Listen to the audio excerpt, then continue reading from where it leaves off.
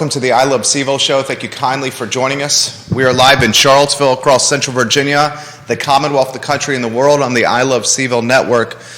This show, the I Love CVille Show, has become the most dynamic and interactive talk show when it comes to this community and the thoughts, the perspective that matter within the community. We're going to talk about a video that is undoubtedly going viral right now. Judah Wigkauer has the video. We'll play it multiple times. There were 6 shots fired Sunday evening in our community, the city of Charlottesville. These shots rang loudly during a basketball game at Tonsler Park, a basketball game that was very much a showcase for the Tonsler League. The Tonsler League is a dynamic basketball league currently led by Dr. Wes Bellamy, formerly the vision and hard work of Damian Banks. This video undoubtedly going viral in this community. On one Facebook page alone, nearly 15,000 individual people had seen it. After today's talk show, the virality or the visibility of this video will be significantly higher, exponentially more eyeballs on this video after today's talk show. I'm going to give you my perspective on what happened, what we know, where the shots happened, with circles on a Google map to show you the proximity of the shots fired and Tonsler Park. We'll give you community reaction. We'll give you my reaction. And we'll take a holistic look at this as it applies to Charlottesville from a socioeconomic perspective.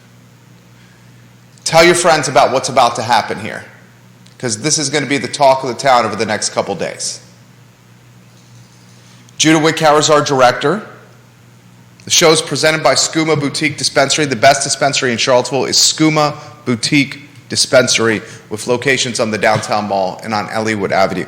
Judah, let's go to the two-shot. Let's welcome you to the program. First, good afternoon. Good afternoon. You got the video ready to go? Yeah. So this is what I'd like to do. I'd like to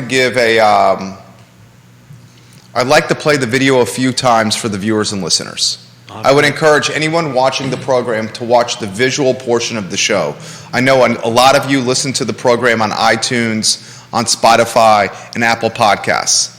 Bob, I did get your message. Bob Yarborough. So we're going to talk about something I found concerning, but I want to offer some clarity here, because what's happening is the Tonsler League and Tonsler Park are being misrepresented. They're being misrepresented on social media. This video is painting a picture like the shots originated at the Tonsler League, and that's not fair to this community. That's not fair to Damian Banks. That's not fair to Dr. Wes Bellamy. That's not fair to the black community in Charlottesville. That's not fair to basketball players in Charlottesville. That's not fair to what has undoubtedly become one of the last few epicenters for entertainment for our black community in Charlottesville.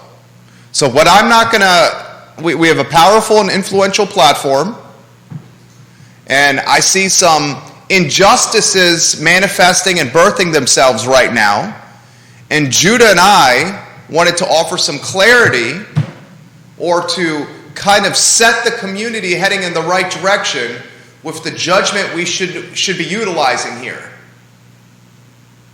This is not shots fired at the Tonsler League. This is shots fired near the Tonsler League, and unfortunately some in the community are trying to put this on the league itself, and that's not right. Let me play the video for you a few times. This is what we're going to do today. We're going to play the video for you a couple times. We also have a Google map where we've identified where the shots are fired and how close in proximity it is to the Tonsler League.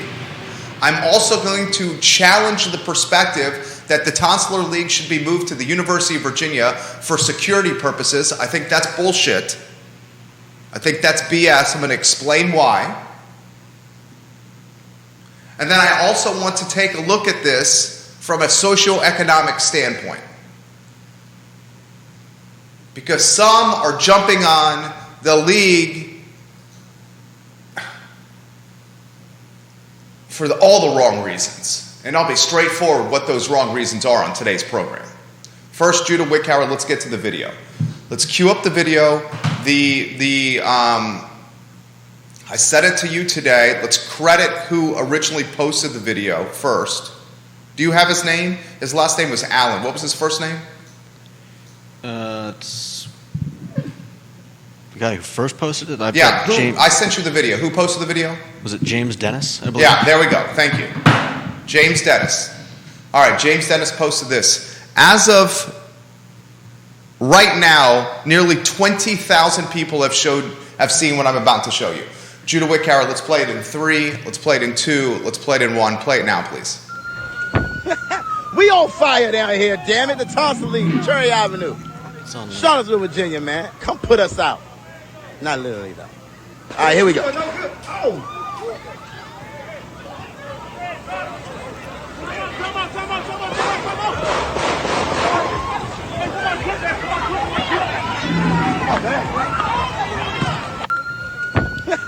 We on fire down here, damn it. Okay, so you just saw the first version. I'm going to play it for you again. It's playing now. Come put us out. With audio.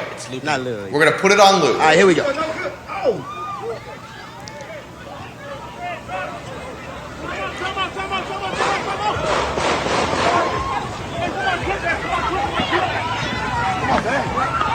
You've seen it twice. We'll play it a third time. We on fire down here, damn it. The Tonsler League, Cherry Avenue. Charlottesville, Virginia, man. Come put us out. Come back to me after the third time. All right, here we go.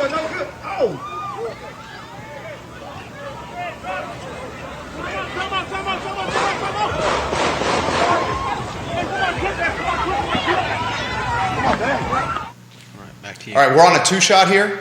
No. All right, let's go 2 shots so we can get Judah in there. We played it how many times for him? 3 times. 3 times. This video, literally from the Tonsler League, their overhead camera that shows all the court. So I'm showing you the raw footage. Now, what's happening in our community from the footage you just saw, some in the community are trying to paintbrush the Tonsler League as the place where the gunshots were fired. That's bogus. I'm calling people out who are doing that. That's not where the shots were fired. We can tell you exactly where the shots were fired. Judah, do you have the Google map? Yep. Can you put that on screen, please, sir? It's up. The Google map is on screen. Look at the screen. Look at the screen. Look at the screen. Please look at the screen. You see close in proximity. Very nicely done with the Google map and the circles, Judah. Very nicely done. You see close in proximity where the shots were fired. Yes, they resonated and they were loud at Tonsler Park, but they weren't fired there.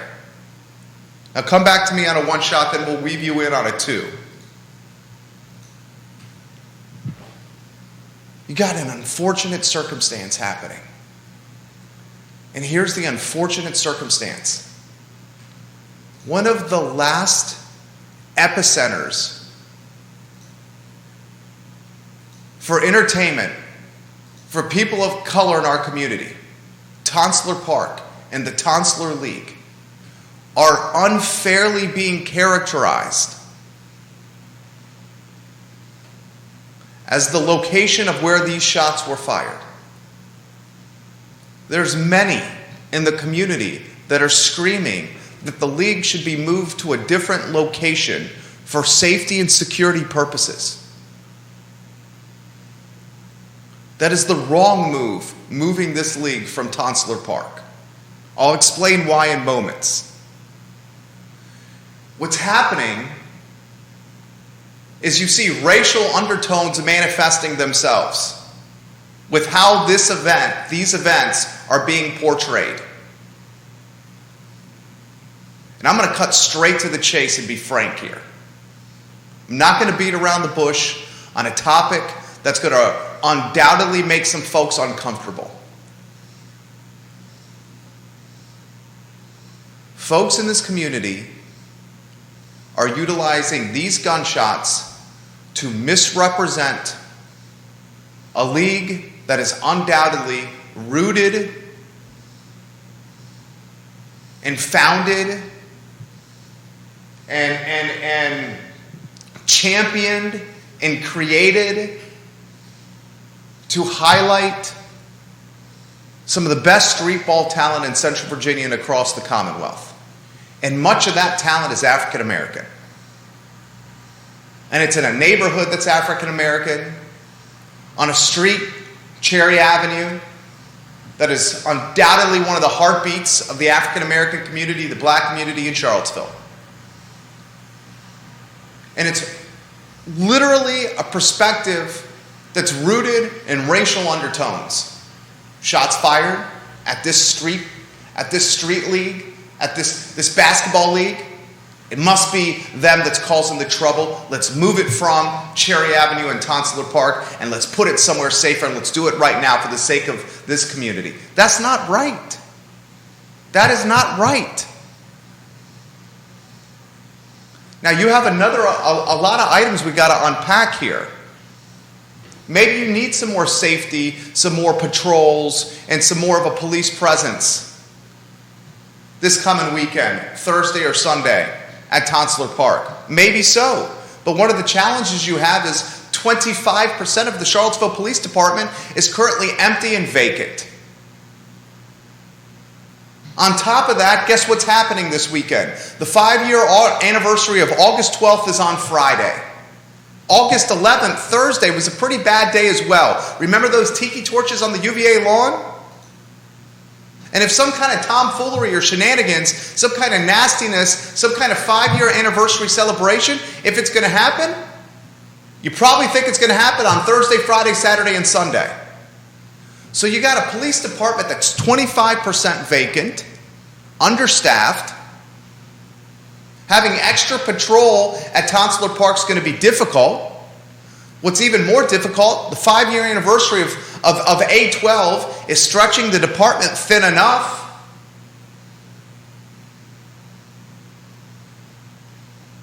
What I don't want to see happen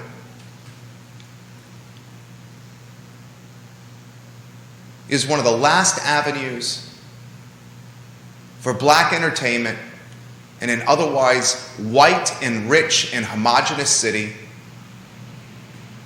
to be negatively impacted. We'll show the Google map again. Put it on screen. It didn't happen at Tonsler Park, despite what people are trying to say and do.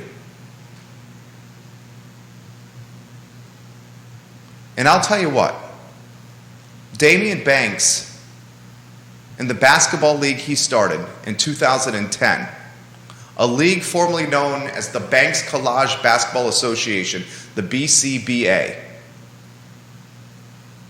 This league is absolutely on fire and kicking ass right now. Damian Banks created something special 12 years ago. And Dr. Wes Bellamy has taken it to a different level. He's included live streaming, even more robust live streaming. He's included a junior league where kids can play basketball, grades 7 through 9. He's got an all-star league. He's got an all-star game going. He's got a freaking awesome website, tonslerleague.com. Dr. Bellamy's done a great job of taking this baton from Damian Banks and making the Tonsler League even more dynamic, even more established. Now, we'll get Judah Wickhauer's take here in a matter of moments. James Watson, the king of orbit, said this on Facebook under the original post. James Watson, are you watching today? I thought your post, your comment was dynamite. And what James said was, we need to get some school counseling, some counseling for the kids that saw what happened on Sunday, that went through it. They need to have an opportunity to talk to some people if they need to, especially as we head closer to school. I mean, we're days away from the start of school. Put the video back on screen. Lower the audio if you could. I mean, you can have the audio. We on running. fire down here, damn it. Tell us when the video's going. Cherry Avenue. The video's playing. Look at the Virginia, screen. man. Come put us out. With the audio up. Not literally. Please, sir. All right, here we go. I agree with what James said.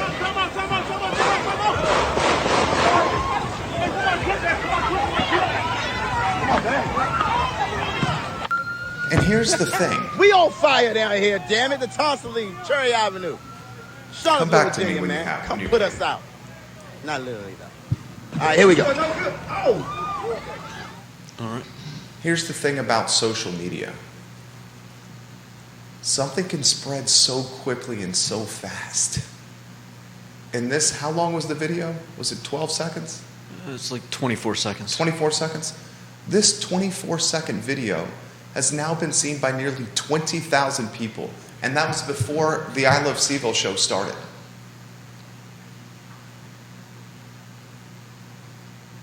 People are rushing to judgment and mischaracterizing a league.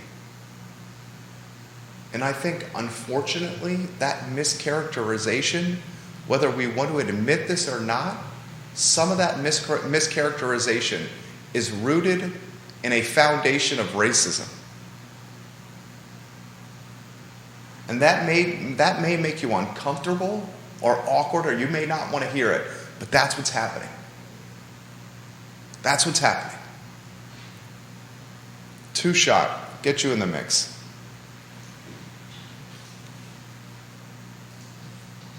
We'll get to comments here in a matter of moments from the viewers and listeners.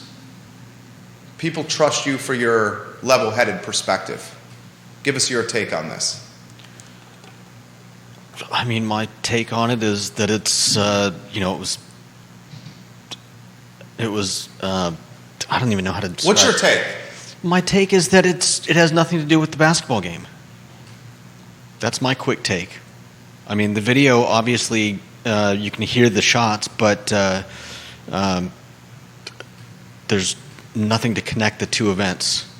Exactly. That's my quick take. And connecting the two is what? Connecting the two is, I don't know. Connecting the it's two making at best is a misconnection and a mischaracterization, at best. Yeah. At absolute best. At worst, it's much worse. Right. At worst, it's significantly worse. Connecting the two and standing strong by it. Knowing after we showed you the Google map and the fact that the shots weren't fired there. When you connect the two and you hear that it didn't even happen at the same place and you're still saying adamantly that it's Tonsler that's the trouble, you got different issues right there. Yeah. That's what's happening right now. Bob Yarborough, the king of Redfields, makes this point. He says, Bob Yarborough, you're going to want to go to the one shot there. He says, Bob Yarborough, that if the games are moved from Tonsler before the playoffs, that would be an absolute travesty, and he's right. The playoffs are about to happen in the Tonsler League. Moving the playoffs would be absolutely heartbreaking in so many ways. Oh, gosh. The unfortunate thing about this is we are 2 days removed from August 11th and 3 days removed from August 12th. That's the unfortunate thing about this. The timing could not be worse. You cannot have worse timing than this. Well, I mean, there's also no connection to August 12th. Obviously, there's no connection. But that's going to be woven into the narrative. You also have the strained nature of the police department with 24% of the department vacant and empty. And if you need patrols on Thursday, Friday, Saturday, and Sunday around Market Street and the downtown mall and you need patrols on Thursday and Sunday at Tonsler Park, eventually you're going to have a strain in policing infrastructure. What about hiring an outside security service? That was something that was posed by people on social media, to getting an outside security firm in there. But and that's even if the basketball coordinators feel that's necessary. In my beef here's my problem with that. When you have these like mercenary security officers, they're hired guns, right? A third party security firm is a hired gun. And there's various levels of the hired gun. There's the big guy that just sits in an official shirt with his arms crossed and gives the appearance of security. And then there's the people that actually have like guns on their hips and handcuffs and clothes that look like they're police officers, but they're security. My beef is when you start having outside security walking around an area with a gun on your hip, that starts making folks a little uncomfortable. And the security at these firms, that's the fair. third-party security at these firms are often older white people. Okay, working these jobs. That's all fair, but it doesn't have to be. It doesn't have to be some big security firm. It could be. It could be a cop or two cops who have who aren't on duty on Sundays. In fact, my church has a cop who shows up and sits outside of the church because of an event that happened a few months ago. It wasn't anything serious, but they just wanted to be careful, and so now a cop who, we have one or two cops as members of our church. This is another cop who I'm assuming isn't working on Sunday. Comes by most of the time, sits in the hallway entrance, but occasionally sits outside in a cop car. I'm just saying. It's a good suggestion. And I respect and appreciate that suggestion. It's unfortunate and demoralizing. It's unfortunate and demoralizing that it's come to that point. I mean, it hasn't come to that point. That it would even need to come to that point. I mean, And I don't even think we need security there or extra patrols. I'm not sure we do either. That's why I said it's up to the coordinators. It's up to West Bellamy and anyone else that feels that that's necessary. But eventually City Hall is going to jump in here and say, and Michael Rogers, the city manager, and I can assure you City Hall and city manager are going to be like, you said it was 6 shots fired, Judah?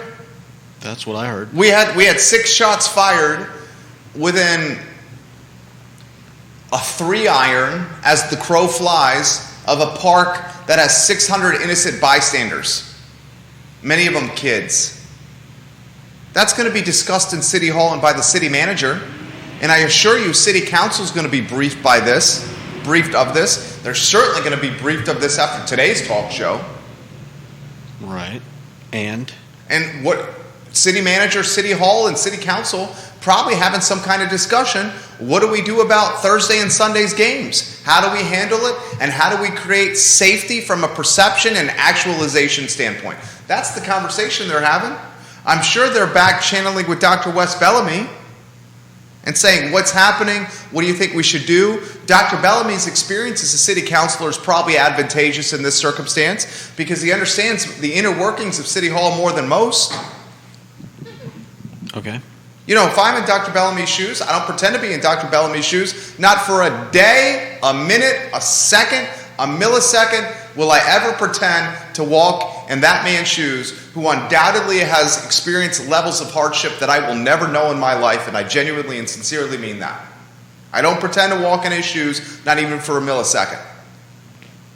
But I would think that he would say to city leadership, we're okay, we can do this. This was an anomaly.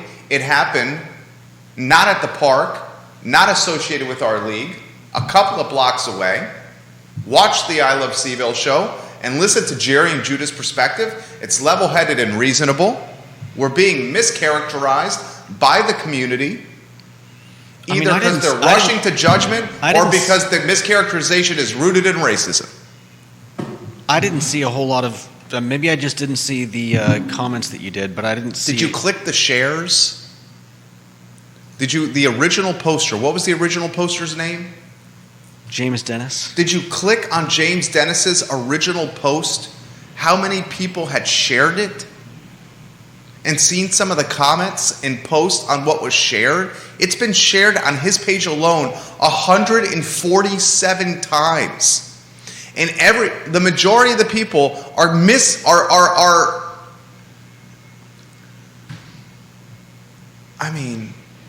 calling Charlottesville vile. They're saying, I posted this, for example, on the I Love CVille Facebook page, on the I Love CVille group. Bob Yarborough, King of Redfields, posted in there, when I initially posted the link from CBS 19 of how the shots were fired elsewhere. And immediately people rushed to judgment. Grammy Ward said Charlottesville is just plain awful. Dane North said, Jerry, you weren't here 40 years ago. You don't know how awful it's become. And look at the original poster's page, the 147 shares, what people are saying. I'm going through them now. I mean, you're talking like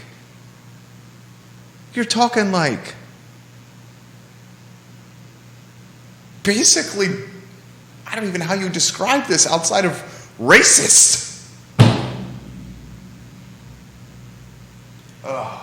I mean, I'm seeing a lot of smack my heads and that's crazies, but I'm not seeing a whole lot of people mischaracterizing this in the. Dude, I can take you screenshots and show them. The shares you've got to see. If you're friends with the people, that's the only way you're going to see the shares. If they're private, you're not going to see them. You got a lot less followers here on the Book of Faces than I do, so the reach is larger. Okay, well, first of all, I'm looking at the shares, and I know you're not friends with any of these people. And dude, you have no idea what you're talking about. Literally. Tamyon Williams. Okay. Sadiq Smith. Literally.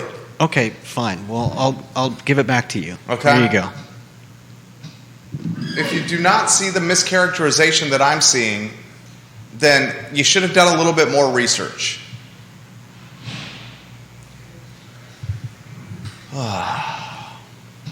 Travis Hackworth watching in Danville. You can tell the shots were not fired there. They were close, but there was an echo. Bob Yarborough says, I say we let the league own the league and its decisions in this future. I agree 100% on that. I hope that comes to be the case. Kevin Yancey says, if this were a third or fourth occurrence, I'd be worried. This is something random and isolated. That's how I see it. That's the point I've been trying to make. Elena Mangione says, thank you for speaking up and championing the Tonsler League, Jerry and Judah. Aaron King saw this for the first time on our show. Vanessa Parkhill in Earlysville, welcome to the program. 4 states on the feed as we speak. I'm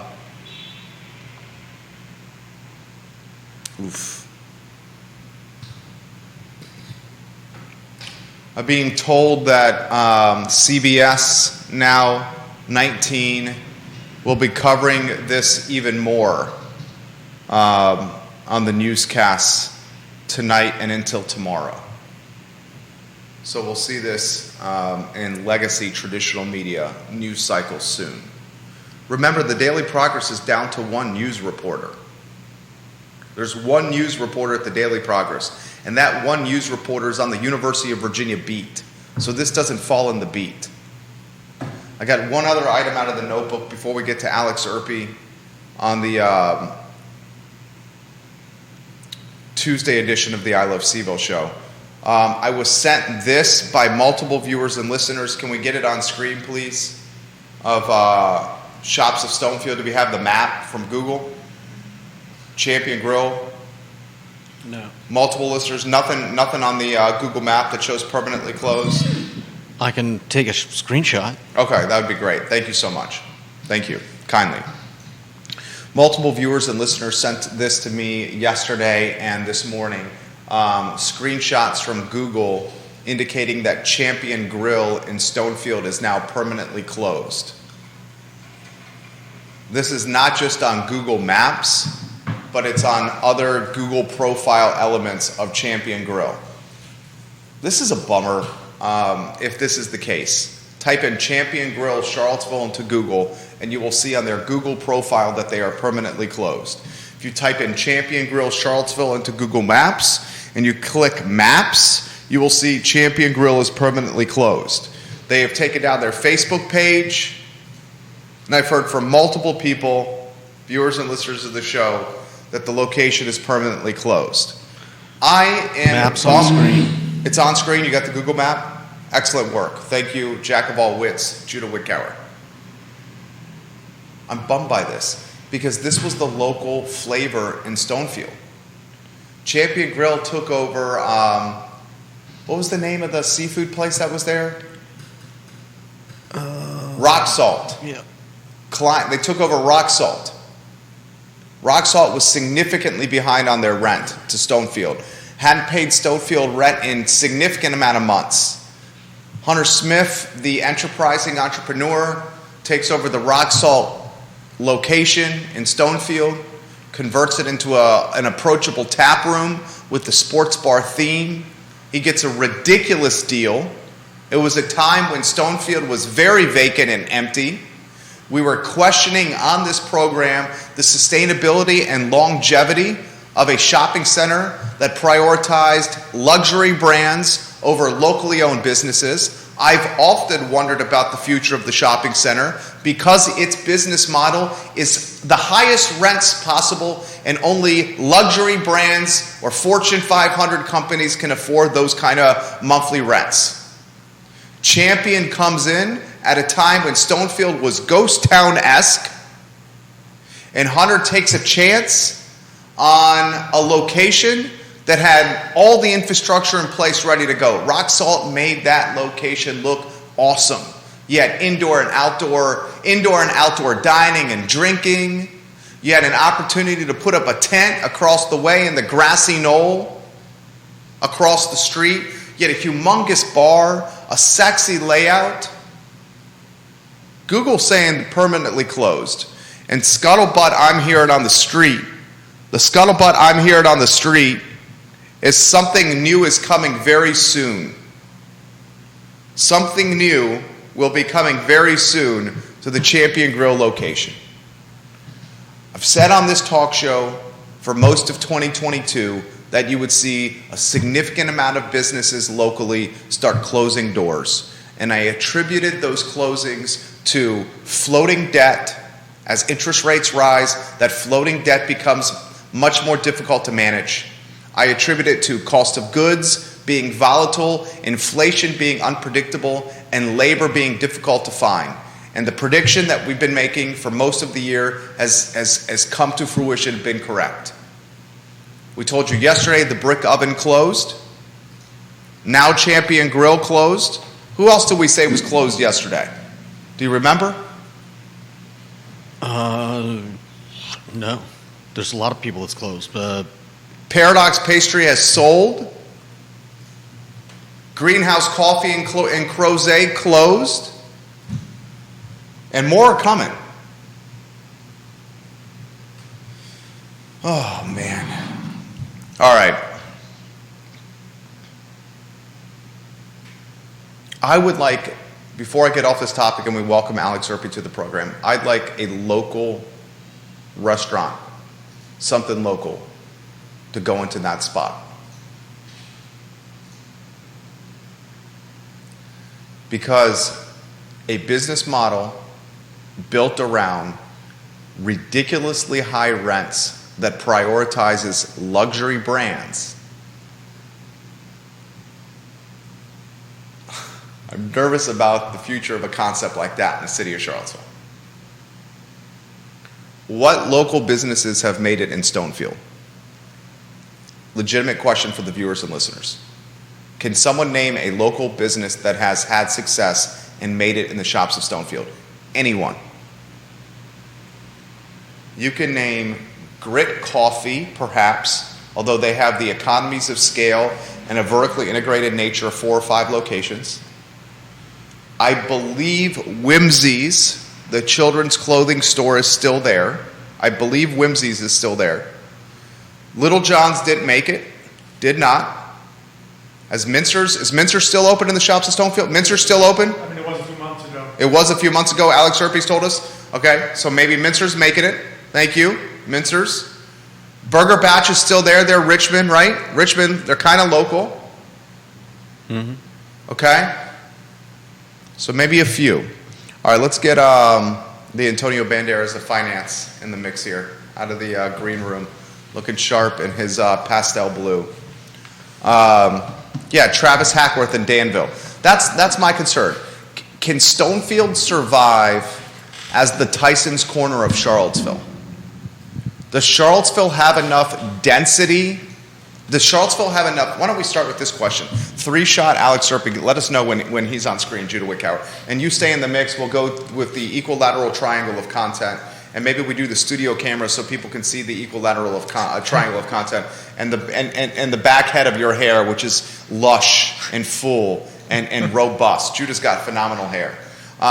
So I'll start with that. Alex Urpí, Tyson's Corner, Northern Virginia, the epicenter of luxury and expensive taste. Can Stonefield survive as a Tyson's Corner? Is there enough wealth density in this community to support a concept like that? That's a good question. The issue isn't even so much, well, I mean, as you did say, all right, there's a lot of wealth density in Albemarle.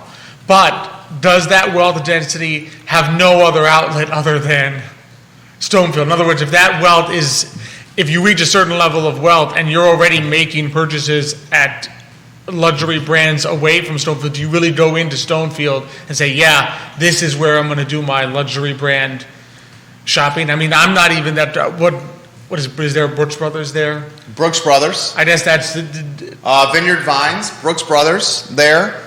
Lululemon there. You already saw the high-end kitchen store close. Williams-Sonoma. Williams-Sonoma, that's right. The Happy Cook beat Williams-Sonoma like a drum and put them out of business. So that's the question. Which is kind of the point, right? Exactly. Yeah. I mean, if does the high-end wealth already go to Barrett's to get some of their high-end shopping? Are they going to have they added Stonefield? I don't know if that's the case or not. Well, and this really puts things in perspective here. Another dynamic that we need to highlight is Barracks Road, the luxury shopping center, is in the city of Charlottesville. Albemarle County, Stonefield, the luxury shopping center, is in Albemarle County. So these shopping centers are critically important for jurisdictions, Albemarle and Charlottesville, from a tax-paying standpoint. Right now, Barracks Road is winning the battle.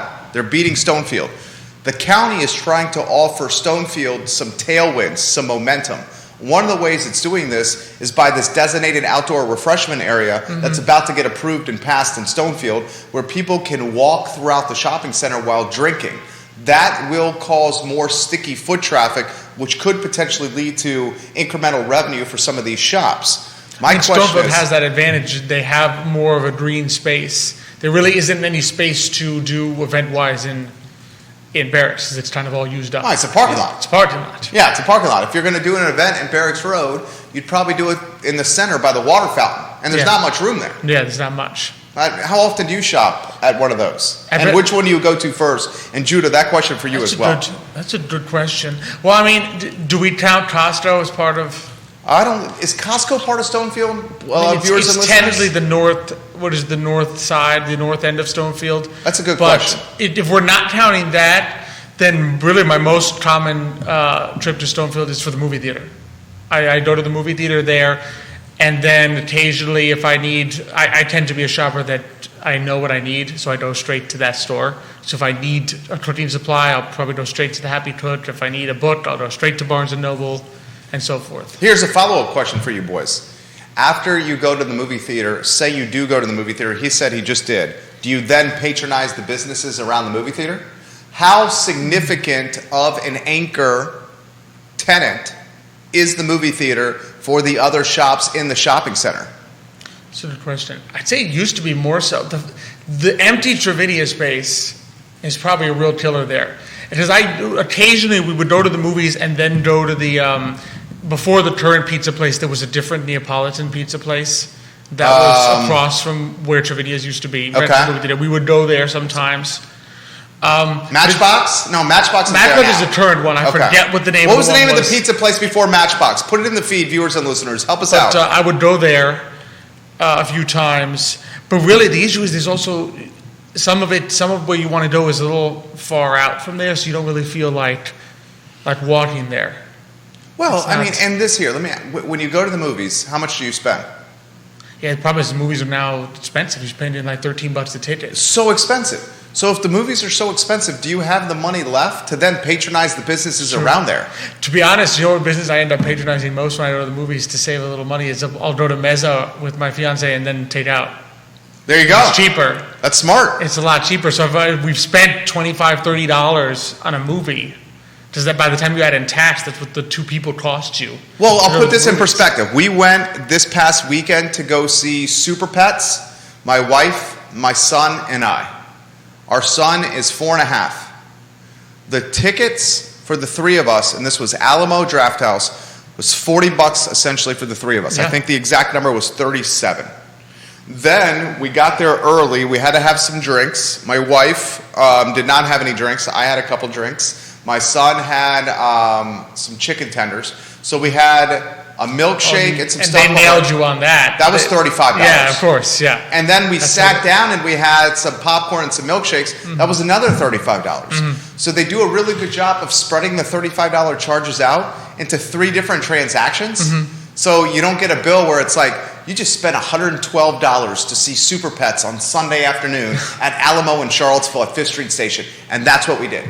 Yep. $112. I mean, that's how movie theaters make their money, right? They take your consumer surplus, we call it economics. Your consumer surplus is the difference between what you paid for the movie theater ticket and what you would have paid, right? So in other words, if you paid $40, be like, I would have paid $50 to go to the movies with my son. Well, how do they get the other $10 that's your benefit? They upcharge everything once you're in the movie theater. Yeah. Because you're paying $9 for popcorn, $11 for a, what's it called, milkshake. Yeah. I'm sure the drinks are probably like $15. It's crazy. So then I'll throw this to you guys. How much of a true tailwind is an Alamo or a Regal for a shopping center like 5th Street and Stonefield when the Alamos and Regals have become obscenely expensive, one of the byproducts of inflation? Yep. So are these movie theaters truly a cause or a generator of trickle-over traffic support for the businesses around them? Because the businesses around them are undoubtedly being charged rents based of having a movie theater as a neighbor. Mm-hmm. So that's a genuine question for you guys. Any perspective on that you want to offer there, Judah or Alex? I can let Judah go first if you got something. I mean, I would think it's fair that movie theaters bring in lots of people, even if they're not necessarily shopping at the time that they go to the movies. I think that there's still, it's one of those like advertising where you're getting touched by all these brands that you drive by every time you go to the movie theater. That's a fair point. Mm-hmm. I give him props for that. I'll counter his point, and his point was undoubtedly accurate. I will counter his accurate point by saying, is the movie theater, because it's so expensive, the movie theater experience, creating window shoppers instead of actual shoppers? Like after you drop $112 to see Super Pets when you're 4.5-year-old on the middle of the afternoon on Sunday, are you really going to be going to the mattress place to buy a king-size mattress, to Marshall's to find last year's Lacoste polo shirts, or to Wegmans to get some bougie ice cream? Probably not. Probably not. I would say that's why I suspect that it's more of a benefit in Stonefield than it is in Fifth Street Station. Because of the luxury brands? One, that's more of a window shopping area. And to Judah's point, once you've got a window shopper, if you can convert 1 out of every 10 window shoppers into a customer, you're probably happy with the additional revenue you wouldn't have had if there was no movie theater in the first place. Second of all, Regal still operates a little bit more like a traditional movie theater. I mean, the only food you're going to get at Regal is popcorn, soda, That's candies. Not true. Do they sell like burgers and stuff now? Yeah. Regal's got hot dogs. Regal's got they got chicken sandwiches, hot dogs. Dang, you can tell I haven't been in a while. French fries. I think they got those like waffle fries. I don't know. Anyways, it's been a long time since I went there and got food. Take that comment I out think there. they have They've also got wine and beer. That's crazy.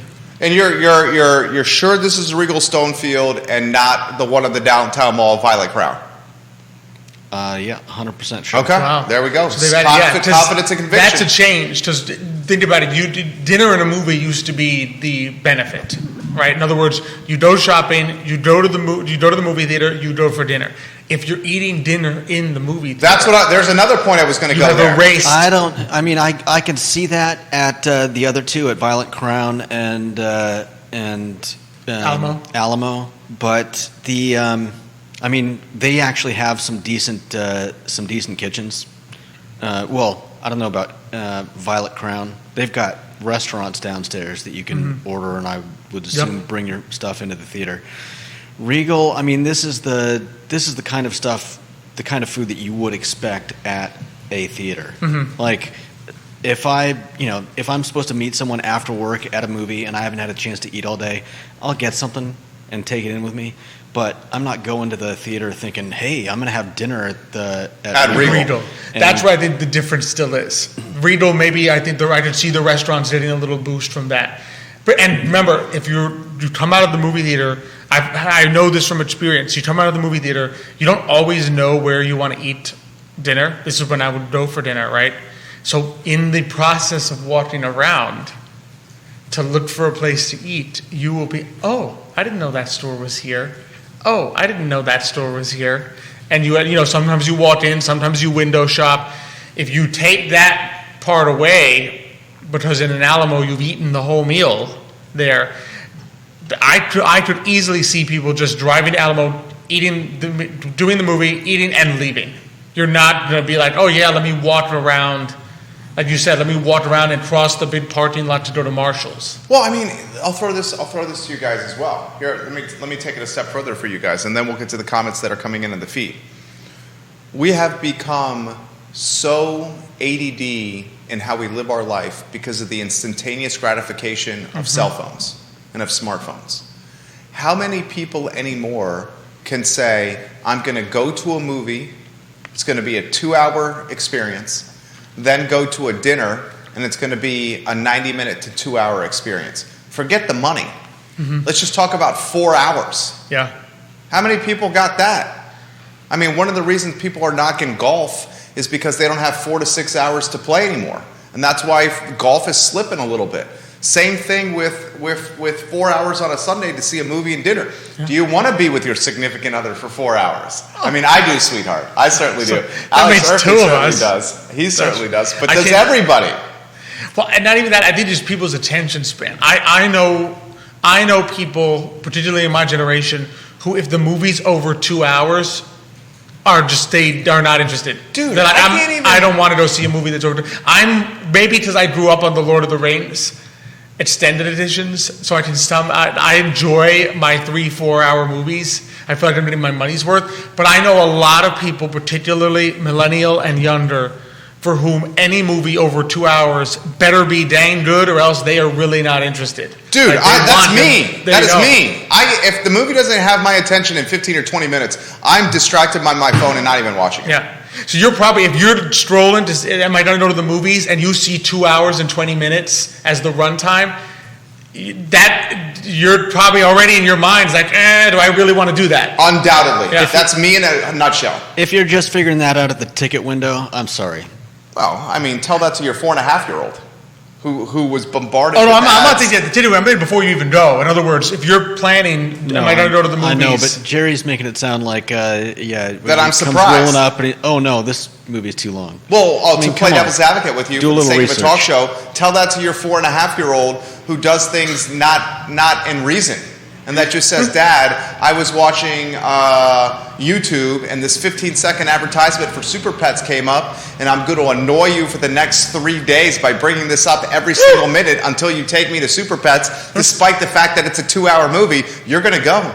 Because if you hear one more time from your 4.5-year-old, can we go see Super Pets, Dad? You're going to lose your you-know-what. Of course. So you pay the $107 to take your 4.5-year-old and your beautiful wife to Super Pets on a Sunday afternoon. Exactly. And that, you know what that's called? Children. That's called happy marriage. Happy marriage. That's called making it to bedtime as a happy couple and your kid going to sleep. But in terms of discretionary, right, if you and your beautiful wife are saying, hey, do we want to do a dinner and a movie date, and you go online and you're scrolling through and you see 2 hours and 20 minutes, is that... I don't think my wife and I would go. Exactly. I've fallen asleep many times in movies. Because we tend to want a little bit more gratification, which cuts down on the number of people going and doing that. Well said. Well said. Let me ask you this question before we get off this topic, and then we'll go to the comments. Carol will go to your comment. Neil will go to your comment. Travis will go to your comment. Grayson will go to your comment. Danny O'Day, Vanessa Parkhill. Good night. We got some comments. Fellas, and viewers and listeners, when is the last time you have spent your hard-earned money at the shops of Stonefield? Viewers and listeners, ask yourself that question. Judah Wickhauer and Alex Urpí, myself and my wife, when is the last time you've spent your hard-earned dollars at the shops of Stonefield? Judah, the last time for you was when? It's been a few months, but I used to meet a friend every Thursday at Burger Batch. So we're saying 60 days plus for you. Yeah, probably 60 days, maybe. Yeah. 60 days plus. Yeah, Alex that's Urpí. fair. Not including Costco in May when I went to go see Doctor Strange. Okay, so May. So what is that, 90 days? 90 days probably. Okay, for me, it's got to be probably close to a year. The last time we had it, our son and I at Champion Grill, interestingly. They have fantastic French fries. Google is saying it's closed. So 60 days, 90 days, 1 year for me. Viewers and listeners, put your comments in the feed, just out of curiosity. More than 5 years for Kevin Yancey. Wow, that's a long time. Grayson says 2020, the last time for us.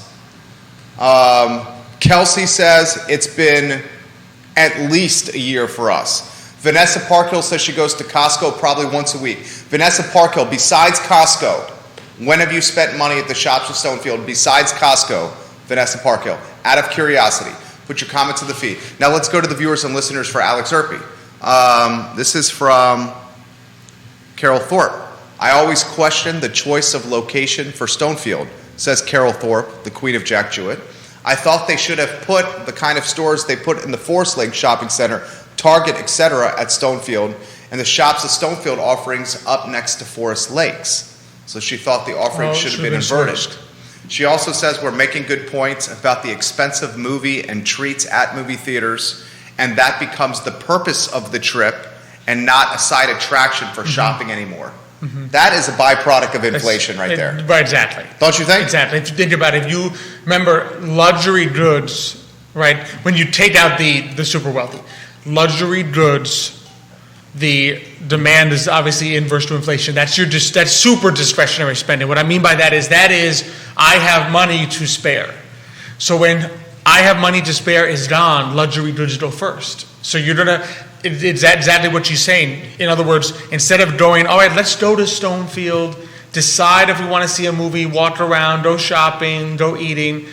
Now, in an inflationary environment, and this is true of Stonefield and probably everywhere, an inflationary environment, all right, what one thing do I want to do?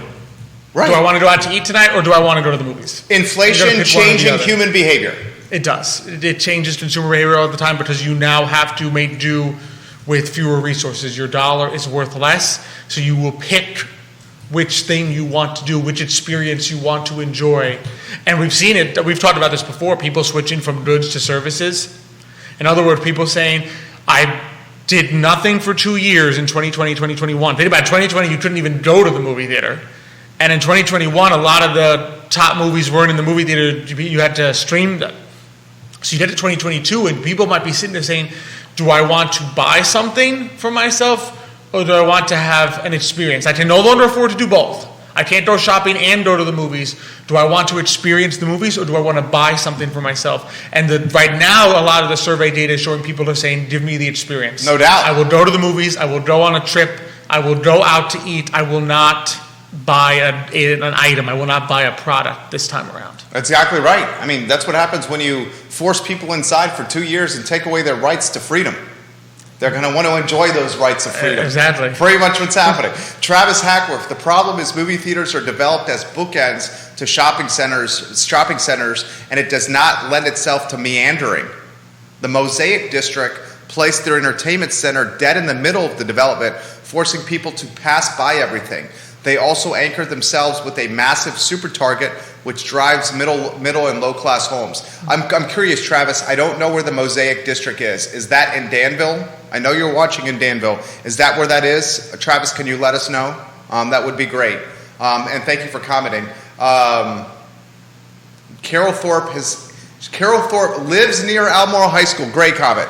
She lives near Albemarle High School, and her husband works for Northrop Grumman, and it's been nearly 2 years since she's gone to the shops of Stonefield. Wow, and he's right smack in the middle of it. Philip Dow in Scottsville, the king of Scottsville. Stonefield is not very well laid out shopping center. It can be confusing and not an exciting place to shop. Vanessa Parkhill said she went to go see Maverick at Stonefield about a month ago. It's a must-see in movie theaters. And Janice Trevelyan says, does Trader Joe's count? I'd say Trader Joe's counts. Mm-hmm. I'd say that one counts. All right, so Top Gun is actually, so is that what you saw? Up that 60 days. I saw Top Gun in June. So do you go to a movie a month? Sometimes they get clumped up. I would say I go to 3 to 4 movies a year. Sometimes if they're all clumped up, they happen to be all clumped up together, the ones I want to see. And now I probably won't end up doing anything for a few months now. Till like Christmas. Probably till like Christmas. I think Aquaman comes out then or something. I like it. I like Alex Urpí. Alex Urpí's the kind of guy you want to, pull up a bar stool next and have a lot of conversations with. He's very approachable and likable. MJ Arquette, who's the queen of marketing, says, I was at Stonefield last weekend for back to school shopping, LL Bean for a backpack, and dinner at Burger Batch. We also go to Trader Joe's if that counts. That counts, MJ. Great comment. And she said, scratch both Regal and Alamo and go to Violet Crown. Three Notch Brewery made a beer for the new Thor movie that I believe was an exclusive at Violet Crown. She said it was so fun. Great comment, MJ Arquette. Which of the three is your favorite, gentlemen? I'm old school. Regal? I want the biggest strain, and I feel like usually when I go, Regal has the biggest strains. Especially since I really don't have popcorn and soda, because to put it nicely, I don't want to miss the movie. So if I eat popcorn, I need to drink soda. If I need to drink soda, I end up missing 2 minutes of the movie. I gotcha. So you're not even sneaking in gummy bears that you purchase at the grocery store? No, pretty much. No? I mean, occasionally, maybe a chocolate or something. So you sneak it in? Yeah. There's nothing wrong with that. Not illegal. Don't feel guilty, Alex. There's nothing wrong with sneaking it. You saw his Catholic guilt come out right there. He was raised the right way by Mr. and Mrs. Urpí right there. You saw the Catholic guilt right there. Do you sneak in candy to the movie theater? And which one's your favorite theater? Goobers. You sneak in Goobers? Because nobody sells them at theaters anymore. Goobers are my perfect movie snack. Why and they don't Goobers? Can I be honest? I don't even know what a Goober is. You don't know what a Goober is? Show the crowd, show the adoring fans what a Goober is. Can we get on screen what a Goober is? You want me to go find a... Well, okay, give us your take on Goobers. We didn't mean to interrupt you here. Tell us why it's the best snack. It's a chocolate-covered peanut. I don't know why it's the best. It's just... chocolate-covered peanut. That does sound good, though. Sounds delicious. Chocolate-covered peanuts. Aren't those M&Ms? M&Ms have a candy shell. And what does the Goober have? They're similar. It's just chocolate. So is the Goober better than the peanut M&M? I like them both, but the thing is, I'm just for a good span of time in my childhood, Goobers was a staple at whatever theater I was going to, and that became kind of like my go-to snack. And then when they stopped showing up in theaters, I was like, well, what's going on? And so I'd go and you used to be able to get all kinds of theater snacks at Blockbuster. Oh yeah. So I would make a stop at Blockbuster, grab some Goobers, and then go to the theater. I love it. Nostalgia. Because they didn't have them anymore. I used to love going to Blockbuster. And it was also a lot cheaper. I used to love going to Blockbuster Video on Fridays and perusing the various movie titles by section of movie. Yeah. Remember they were categorized? I remember the VHSs. The VHSs, I'd read the back of them. I'd look at the covers. My brother and I would spend hours there. We were each allowed to rent one movie. In fact, on Tuesdays, I think it was rent one movie, get one free. So we would often go on Tuesdays. Often Mom would leave us alone, and she'd go get the pizza, because any place there was a Blockbuster, there was always often a pizza place. Yes, that's true. So you get a pizza to go and some movies. So while Mom was at Little Caesars picking up the crazy bread and the rectangle pizza, and Jeffrey was looking at the, I don't know, what was Jeffrey, my brother, looking at? He was younger than me, so he was probably looking at like the Home Alone section. Mm-hmm. Okay? I was creeping into the adult section. going around the corner of the adult section and looking at the covers of The R-rated movies. When I know those are the X-rated movies. Oh no. The NC-17 movies. There's the Captain Guilt for Alex Urpí right there.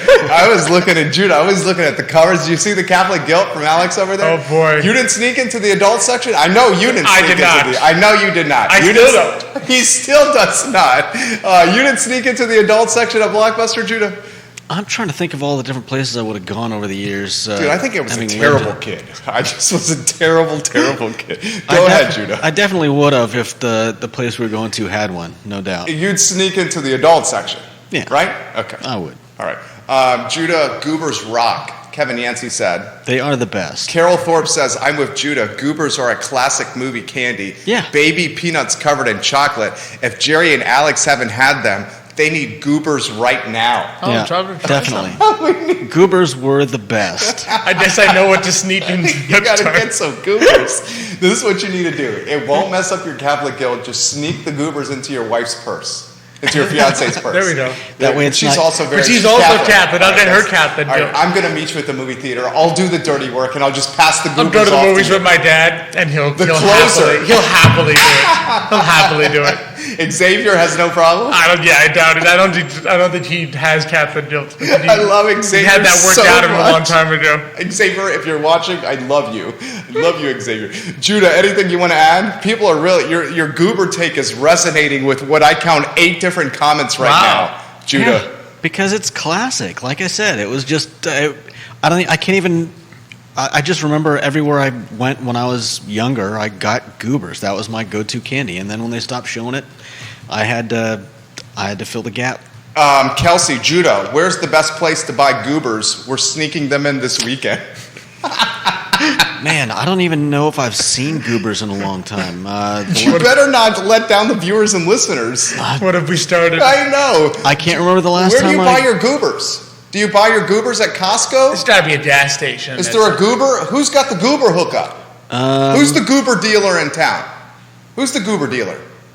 Amazon's got them.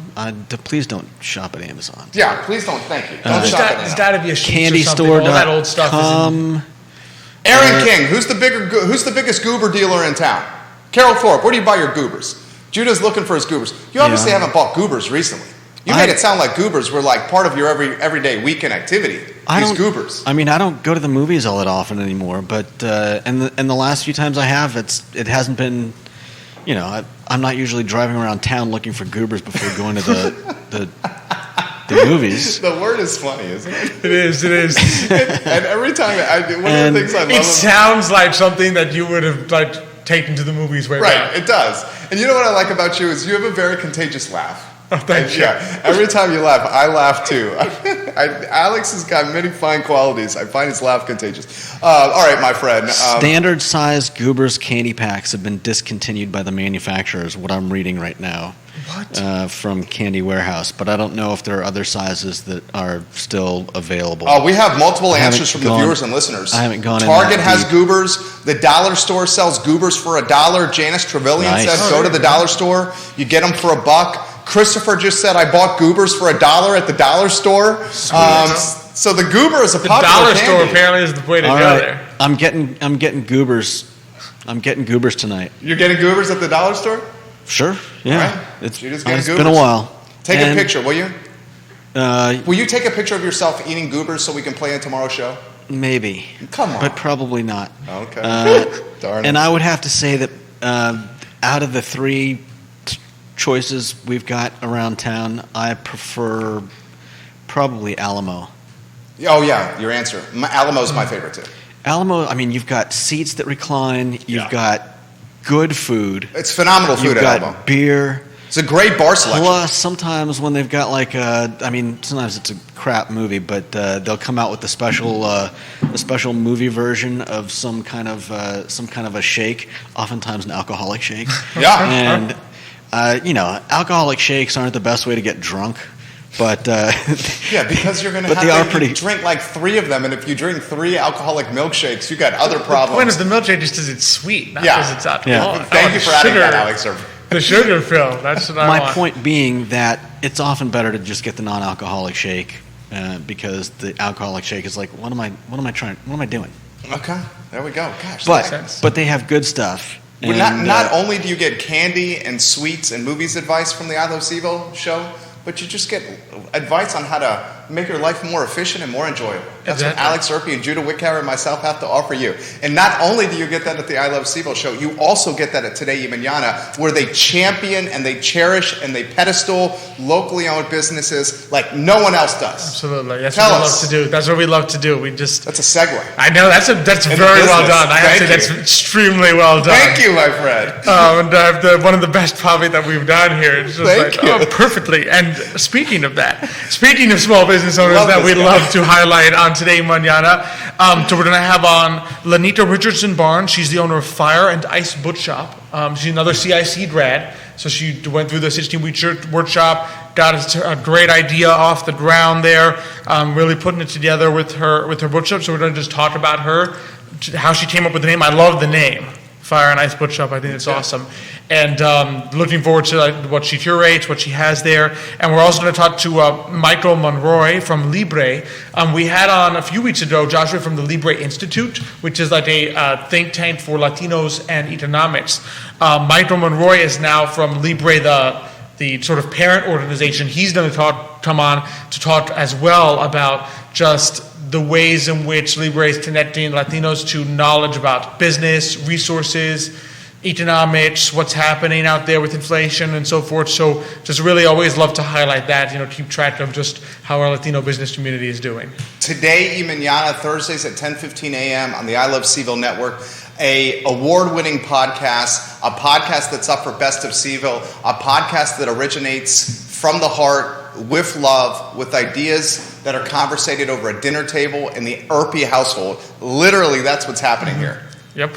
Pretty much. I mean, it's amazing. It's super conversational. I mean, anyone who has seen it or has come on with my dad and I literally know that it basically is like the you guys same at dinner. It's like sitting down at the dinner table with us. You're going to have the same type of conversation, and watching it, it's like being invited to an Urpí dinner table. So that's what it looks like. It is dynamite. And you can get every episode archived at todayemañana.com. Todaymañana.com. And it's presented by Emergent Financial Services. Folks, Emergent Financial Services is who you count on to build your wealth in retirement. Emergent Financial Services. Carol Thorpe says, Judah, please get some goobers and bring them next Tuesday when Alex is on the show. And she also suggests some Raisinets for Alex Urpí. The Raisinets I have had. Those, I don't know. Those are hit or miss for me. Sometimes I enjoy them. Sometimes Kevin Yancey says, Judah, I have 3 boxes of goobers on hand at all times. Kevin Yancey literally just put this on the feed. Goobers were the hot topic of today's show. One of the hot topics. Alex Urpí is a Renaissance man. He is a Renaissance man. He is a phenomenal broadcaster. He is an author. He is phenomenal with his words. He is a phenomenal, and I haven't even gotten to his day job, which is finance and planning your retirement. He's pretty damn good at that too. Okay, he's the CEO of Emergent Financial Services. Judah Whitcower is an all-around A-plus guy. Not only is he the biggest evangelist of goobers in this country, he is A-plus, an A-plus human. Absolutely. My name is Jerry Miller, and this is the I Love CVille Show on an enjoyable Tuesday. We will see you guys tomorrow at 10:15 a.m. with Real Talk. So long, everybody. That was a fun one. That was fun. Yeah. Talking about goobers. I wasn't sure where we were going to go. We were like, let's go. Let's just go. It did so well. Wherever it goes, it's a fun time. And that's what I like about you.